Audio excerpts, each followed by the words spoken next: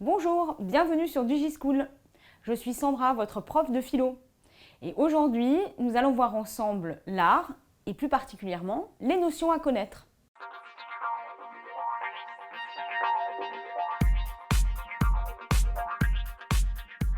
La première chose que l'on peut se dire, c'est que l'art est fait d'une grande variété. Il y a des arts et pas seulement un art.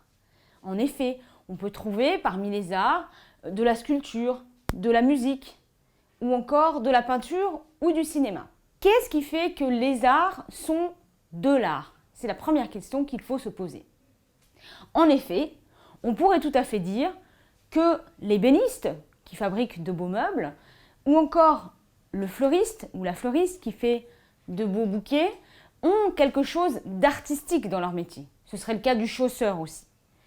Peut-être que la première chose que l'on peut voir, c'est que dans ces métiers, chausseur, ébéniste ou encore fleuriste, eh bien, il y a l'idée d'une utilité.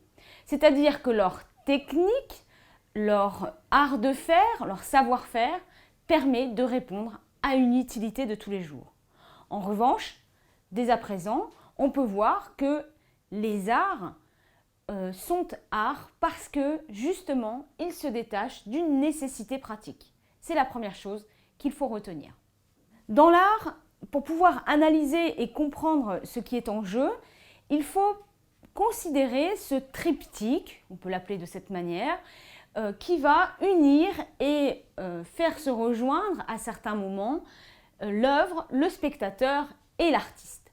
Ce sont ces trois pôles qui vont nous permettre d'interroger ce thème de l'art et puis de comprendre comment est-ce qu'il fonctionne. Qu'est-ce qu'il y a et quels sont les mécanismes qui le sous-tendent. Ce triptyque, je le répète, c'est l'œuvre d'un côté, c'est le spectateur, celui qui va voir l'œuvre et en faire l'expérience, on y reviendra tout de suite après, et encore, évidemment, l'artiste, c'est-à-dire celui qui va produire l'œuvre. Dans l'œuvre, il y a à la fois la dimension matérielle, c'est-à-dire de quoi est faite l'œuvre, comment on peut l'appréhender avec sa sensibilité, c'est-à-dire avec son ouïe, son odorat éventuellement, sa vision, et sur quel support elle se trouve. En dehors de sa matérialité, il y a bien sûr le motif, c'est-à-dire le sujet de cette œuvre, ce qu'elle représente, ce qu'elle forme.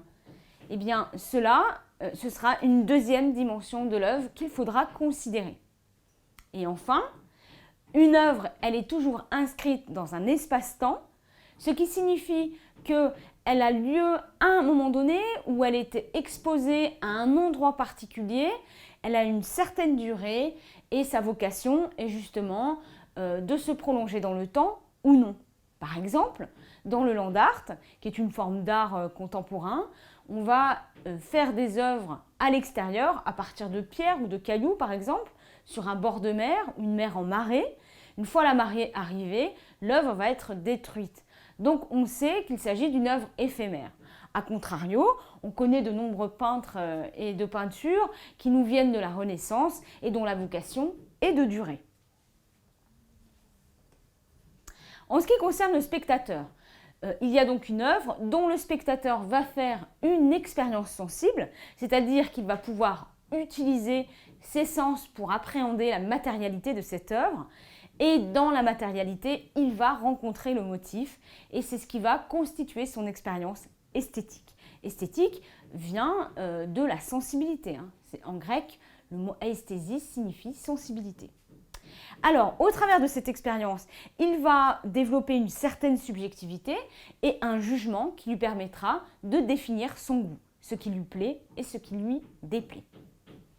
Mais on va voir que dans le cadre de l'art en particulier, le sentiment ou en tout cas le jugement qui s'exerce au moment de l'art, ce sera quelque chose comme la beauté. Et il faudra interroger plus particulièrement ce concept. Et enfin, dans le triptyque, on trouve l'artiste, bien entendu, celui qui est à l'origine de l'œuvre. Il est premier dans le processus de formation de cette expérience esthétique. Et c'est un artiste qui va avoir la qualité d'être un artiste créateur, c'est-à-dire qu'il va faire sortir du néant quelque chose de totalement nouveau. Souvent, on lui attribue ce qualificatif de génie, justement parce qu'il est capable de créer quelque chose d'absolument nouveau. Et on va s'intéresser bien entendu au processus de création. Qu'est-ce qui permet à l'artiste de trouver quelque chose de nouveau, de créer. Et bien sûr, on va parler ici d'inspiration ou de démarche artistique. Toutes ces choses-là, il faut arriver à les replacer ensemble. J'espère que cette vidéo vous aura été utile. N'hésitez pas à regarder les fiches qui sont en lien avec elle ainsi que les autres vidéos sur les autres thèmes. Et à bientôt sur DigiSchool.